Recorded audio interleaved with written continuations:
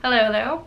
I'm not feeling very well, but I wanted to make a quick video to talk about how there is currently a new bill on the table called HR 620 that is threatening accessibility rights in the United States. You might recall a video I created a few months ago called Drive-By Lawsuits.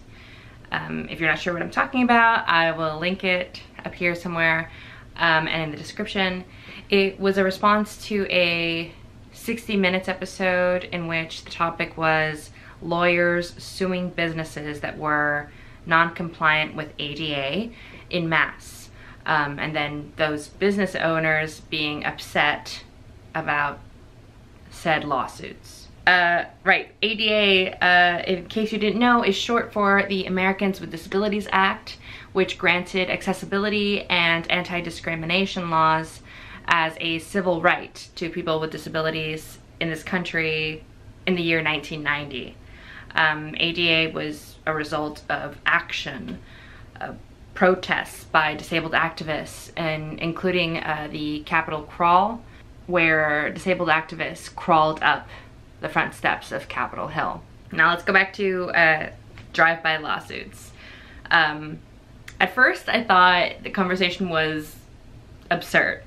Harmless, but absurd. For a primetime program to tell a story about how ADA lawsuits harm business people versus the inequality disabled people face when businesses do not comply with the law. And I really did not think I would ever have to bring up that story again, but alas, here we are. In case you don't know, that story and this bill are related. HR 620 is a bill that seeks to protect businesses from these lawsuits, and in doing so, threatens the civil rights of disabled Americans. So here I will read the summary of the bill from govtrack.us, which is a non-biased source. The bill prohibits civil actions, meaning would deny people the right to sue, based on the failure to remove an architectural barrier to access into an existing public accommodation. Meaning the failure to comply with ADA, making sure their public space was accessible to people with disabilities. Unless, 1, the aggrieved person has provided to the owners or operators a written notice specific enough to identify the barrier, and 2, the owners or operators failed to provide the person with a written description outlining improvements that will be made to improve the barrier, or they failed to remove the barrier or make substantial progress after providing such a description. That is a long-winded way of saying that prior to filing a lawsuit, the accountability would be on the disabled person to create a written complaint for when they encounter an accessibility barrier.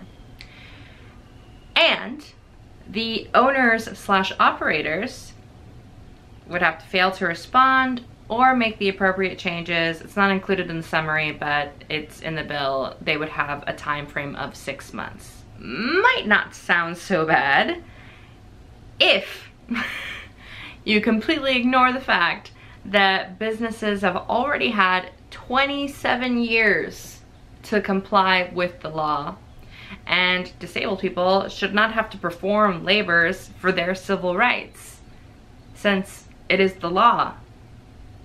And it has been for 27 years. But there's actually more to it. The summary continues. The aggrieved person's notice must specify 1, the address of the property, 2, the specific ADA sections alleged to have been violated, 3, whether a request for assistance in removing an architectural barrier was made, and 4, whether the barrier was permanent or temporary.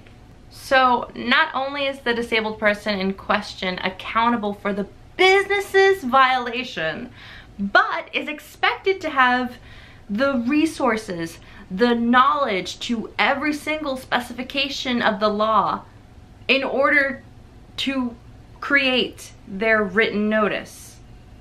They're expecting all disabled people to be lawyers and be absolutely fluent with the law.